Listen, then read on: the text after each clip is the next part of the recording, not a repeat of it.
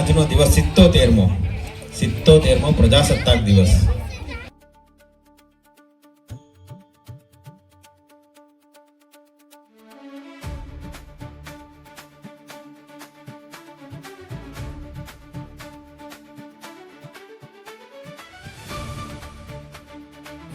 સિત્તોતેરમાં પર્વની અંદર આપણા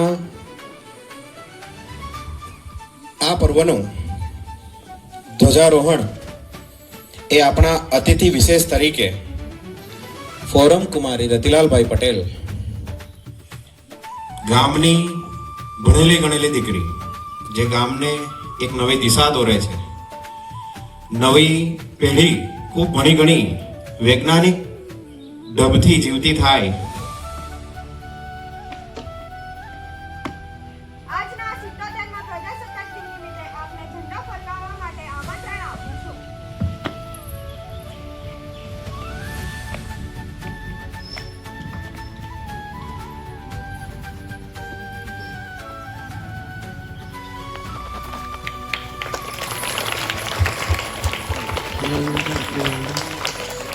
ભારત માતા કી જય.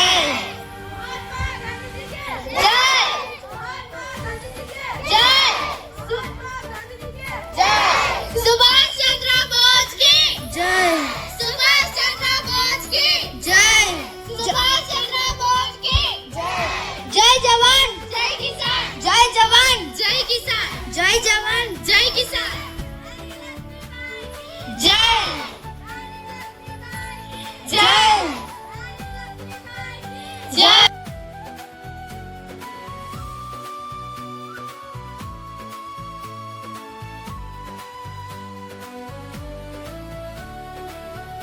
આ દિવસ માત્ર ધ્વજવંદન કરવાનો જ નથી, પણ એ યાદ કરવાનો છે આપણે એક એવા રાષ્ટ્રના નાગરિક છીએ જેનું સંચાલન દુનિયાના સૌથી મોટા અને શ્રેષ્ઠ બંધારણ દ્વારા થાય છે. આદરણીય સરપંચ શ્રી, વડીલો, શિક્ષકગણ, પંચાયતના પ્રતિનિધિઓ, એસએમસી અધ્યક્ષશ્રી, સભ્યશ્રીઓ અને મારા વહાલા ગ્રામજનો તથા વિદ્યાર્થીઓ, આજે રાષ્ટ્રીય પર્વના પાવન અવસરે મને દીકરીના પ્રણામ દેશને નામ કાર્યક્રમ અંતર્ગત ધ્વજવંદનનું જે સન્માન મળ્યું છે તે બદલ હું શાળા પરિવાર, આખા ગામની અને સરકારશ્રીની ખૂબ ખૂબ આભારી છું. એક દીકરી જ્યારે ભણે છે ત્યારે માત્ર એક વ્યક્તિ નથી ભણતી, પણ આખું ઘર અને આવનારી પેઢી ભણે છે. આજે મને મળેલું આ સન્માન એ સાબિત કરે છે કે જો દીકરીને પૂરતી શિક્ષણ અને તક આપવામાં આવે તો તે આકાશ આંબી શકે છે. આજના દિવસે મારે બે ખાસ વાત કરવી છે. શિક્ષણનું મહત્વ.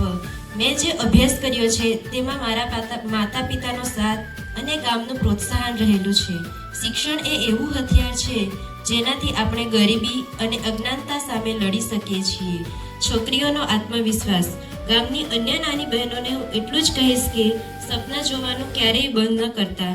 તમારા ભણતર પાછળની મહેનત જ તમને કાલે આ મંચ સુધી લાવી શકશે.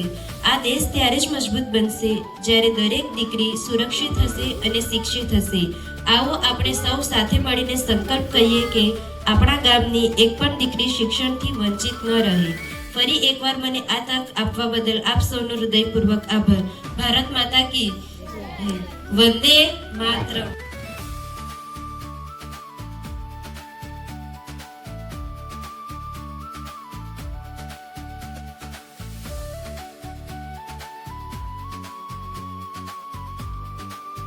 નમસ્કાર, હું ડોક્ટર વી.આર. આંબેડકર. મારો આજનો મુખ્ય સંદેશ હું તમને આપવા માંગુ છું. એક, શિક્ષિત બનો.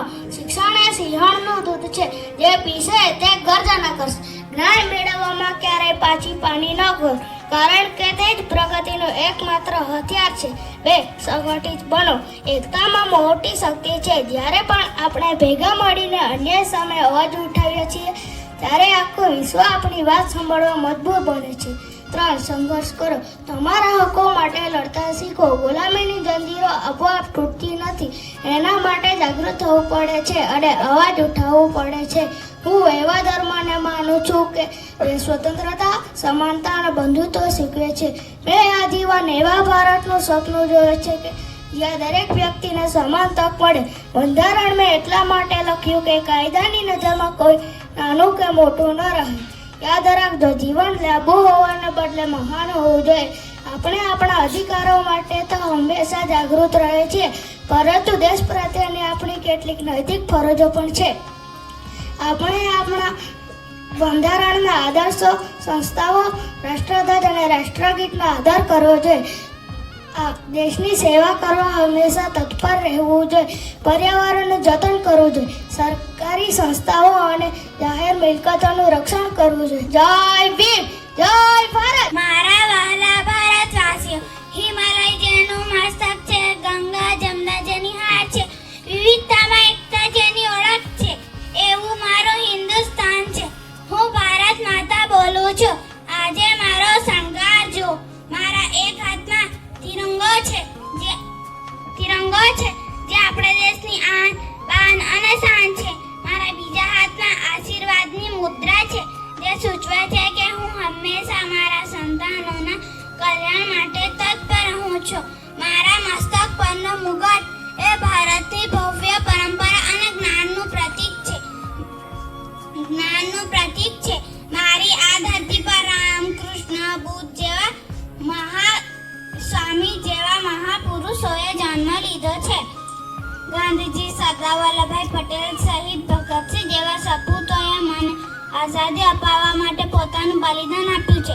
બુંદે લહર બોલો કે મુખ हमने सुनी कहानी थी, खूब लड़ी मर्दानी, वह तो झांसी वाली रानी थी.